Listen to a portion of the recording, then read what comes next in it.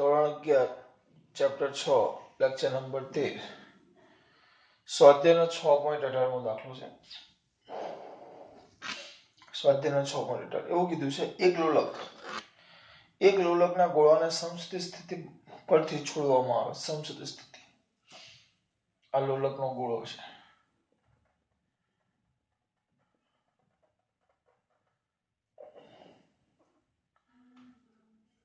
હવે એને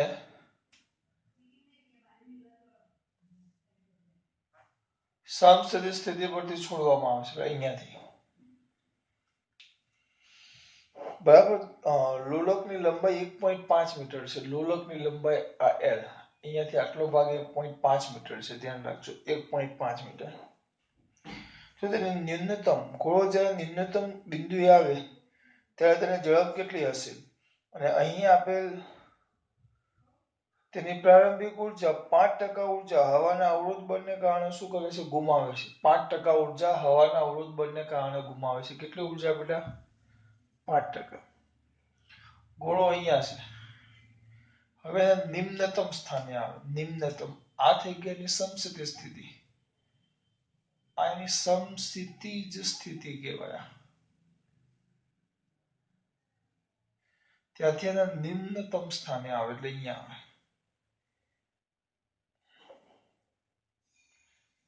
આ એનું નિમ્નતમ સ્થાન થાય.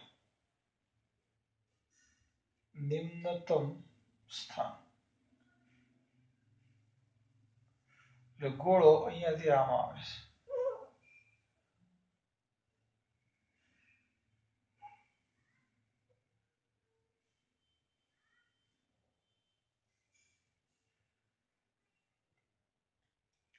સમસ્થિતિ સ્થિતિથી કયા સ્થાને આવે છે? નિમ્નતમ સ્થાને. સમસ્થિતિ સ્થિતિથી કયા સ્થાને આવે છે? નિમ્નતમ સ્થાને.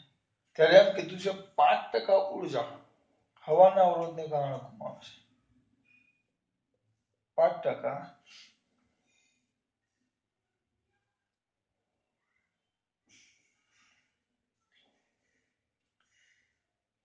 5% પ્રારંભિક ઉર્જા 5% પ્રારંભિક ઉર્જા કીધું છે હવાના અવરોધને કારણે શું થાય છે બેટા? ગુમાવે છે. 5% પ્રારંભિક ઉર્જા એટલે 5% ઉર્જામાં ઘટાડો થાય છે. 5% પ્રારંભિક ઉર્જા હવાના અવરોધને કારણે ગુમાવે છે. હવાના અવરોધને કારણે. પણ અહીંયા જો, અહીંયા આમ છે તો અહીંયા હોય. હવે અમારો હાથ અહીંયા ઉપર છે તો અહીંયા ઉપર થોડોક છે તો અત્યારે મારી પાસે કઈ ઉર્જા? સ્થિતિ ઉર્જા. જેવો મૂકો તો શું થાય? સ્થિતિ ઉર્જાનું શેમાં રૂપાંતર થાય? ગતિ ઉર્જામાં. એટલે અહીંયા એની પાસે હશે સ્થિતિ ઉર્જા. અહીંયા એની પાસે કઈ ઉર્જા હશે? સ્થિતિ ઉર્જા. જેવું નીચે આવે ત્યાંની કઈ ઉર્જામાં રૂપાંતર થાય? ગતિ ઉર્જામાં. અને આપણે એની શું શોધવાની કીધી છે? કેટલી ઝડપ. પહેલા એ જ ખબર પડવી જોઈએ. અહીંયા હશે એટલે કઈ ઉર્જા હશે? સ્થિતિ ઉર્જા. એ સ્થિતિ ઉર્જાનું શેમાં રૂપાંતર થાય? ગતિ ઉર્જામાં. ત્યાં આવશે સ્થિતિ ઉર્જાનું. સ્થિતિ ઉર્જાનું. કોની સ્થિતિ ઉર્જા છે? બ્લોક, ગોળો, શબ્દ શું આપણું? લોલક. તો લોલકની સ્થિતિ ઉર્જાનું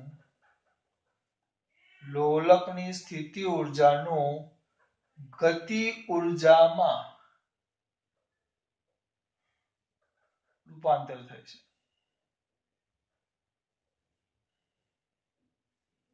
સ્થિતિ ઉર્જાનું કઈ ઉર્જામાં રૂપાંતર થાય છે? ગતિ ઉર્જામાં. સ્થિતિ ઉર્જાનું કઈ ઉર્જામાં રૂપાંતર થાય છે? ગતિ ઉર્જામાં. પણ કહ્યું એમ 5% ઉર્જા હવાના અવરોધને કારણે ગુમાવે છે.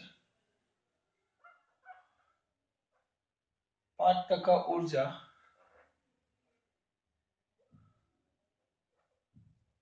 હવાના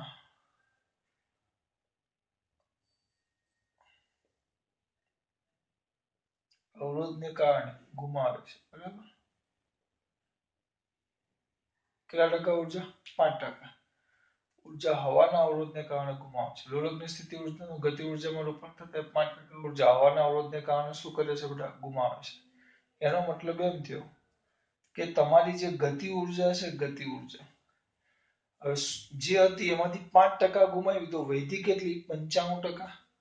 તો તો આ જે ગતિ ઉર્જા છે ગતિ ઉર્જા તો ગતિ ઉર્જા બરાબર સ્થિતિ ઉર્જા પણ પૂરેપૂરી સ્થિતિ ઉર્જા નહીં એમાંથી 5% ઓછી એટલે સ્થિતિ ઉર્જાના 95%. કઈ ઉર્જાના સ્થિતિ ઉર્જાના 95%. ગતિ ઉર્જા એટલે 1/mv². સ્થિતિ ઉર્જા એટલે mgh ઊંચાઈ. ઊંચાઈ તો આ જો આને સંદર્ભ સપાટી તરીકે અહીંયા લઈ લો નિમ્નતમ સ્થાનને.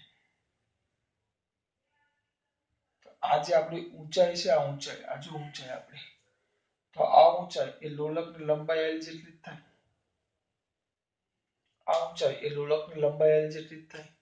એટલે આપણે તો પણ શોધવાનું શું છે થોડુંક ધ્યાન રાખજો. કેલ્સિયમ છે જો આયરો અહીંયા ધ્યાન કારણ કે આ ઊંચાઈ એ લોલકની લંબાઈ જેટલી થઈ mm ઉડી જશે. હા આ 95%. 95% એટલે 0.95 કારણ કે 95 ભાગ્યા 100 થાય ટકા એટલે તેનો મતલબ શું થયો v² is equal to 2gh ગુણ્યા 0.95. 2 ના 2 g જોઈ લઈએ g 10 કે 9.8 g આઈ પાસે 9.8 h લોલકની ઊંચાઈ l બરાબર 1.5 મીટર લોલકની લંબાઈ લોલકની લંબાઈ કેટલી આપી છે 1.5 કિંમત મૂકીએ બધી h 1.5 પછી 0.55 તો કેટલો થાય બોલો 2 ગુણ્યા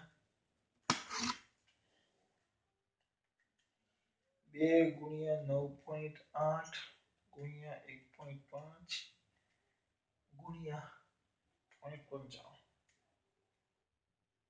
27.93 એટલે 28 થયા.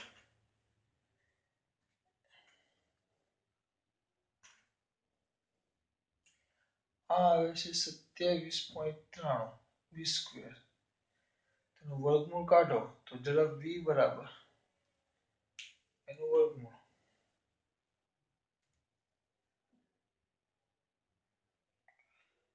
5.26 એટલે 5.3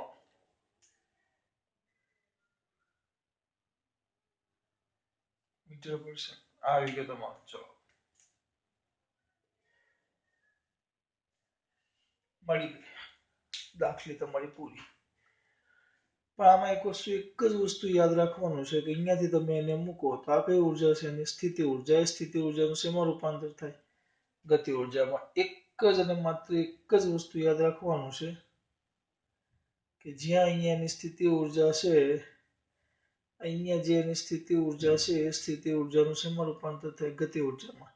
અહીંયાથી જ્યારે આમાં આવે ત્યારે હવામાં 5% લોસ પામે એટલે એની સ્થિતિ ઉર્જા 5% વપરાય. બીજું કઈ આમાં યાદ રાખવાનું નથી. એટલે ગતિ ઉર્જા જે હતી એ 100% સ્થિતિ ઉર્જા હતી પણ ગતિ ઉર્જા એ સ્થિતિ ઉર્જાના 95% એટલે 0.55. 5% ગુમાવો એટલે 95% વધે એટલે 0.55 mgh સ્થિતિ ઉર્જાનું સૂત્ર mgh. ચલો ખબર પડી. આ થઈ ગયો તમારો સ્વાધ્યાયનો 6.18.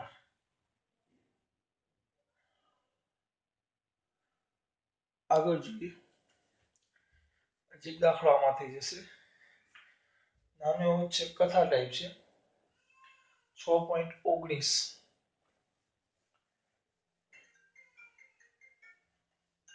સ્વાધ્યાયનો 6.19 બરાબર. સ્વાધ્યાયનો 6.19 તેમાં શું આવશે જોજો 6.19 માં જોઈએ આપણે તો કંઈક આવું છે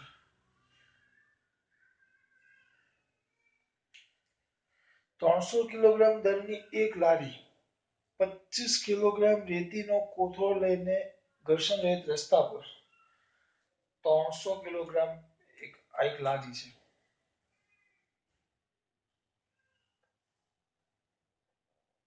આ એક લારી છે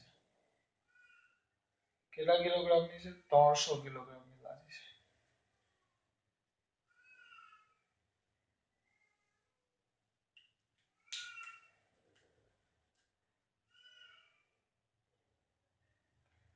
લારીનું દળ 300 કિલોગ્રામ વધી જાય. 300 કિલોગ્રામ દળની એક લારી 300 જ છે ભાઈ. ચલો એના પર રેતીનો એક કોથળો છે ઉપર અહીંયા. અહીંયા એક રેતીનો કોથળો છે.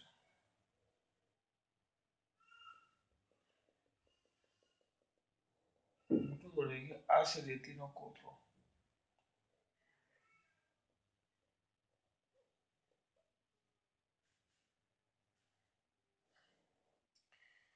પચીસ કિલોગ્રામ. જે રેતીનો કોથળો છે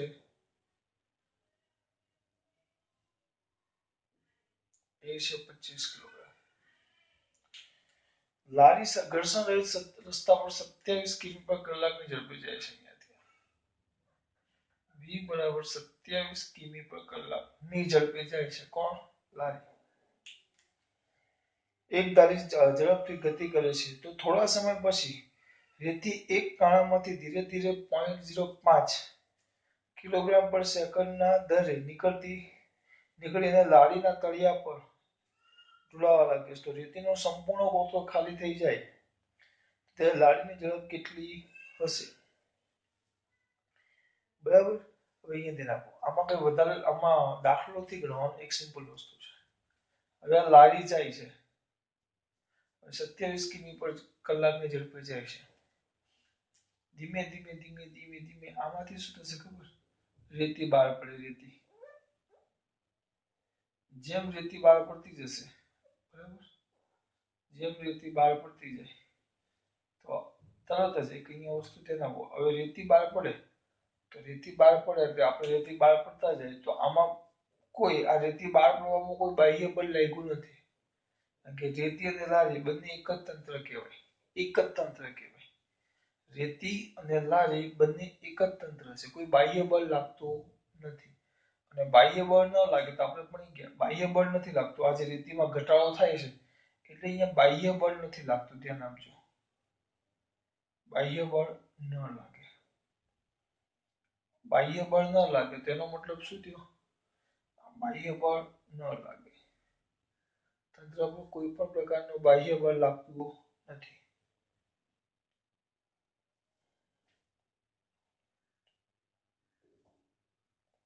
અને બાહ્ય બળ ન લાગે તો સ્વાભાવિક છે બળ અચળ. બાહ્ય બળ નથી લાગતું એટલે F is equal to 0. બાહ્ય બળ ન લાગે F is equal to 0 તો ma is equal to 0. તો E is equal to 0. પ્રવેગ અચળ. તો dv by dt is equal to 0. therefore લખો તો બધું 0 જ આવે છે. તેના પરથી વેગ v બરાબર કેવો? અચળ.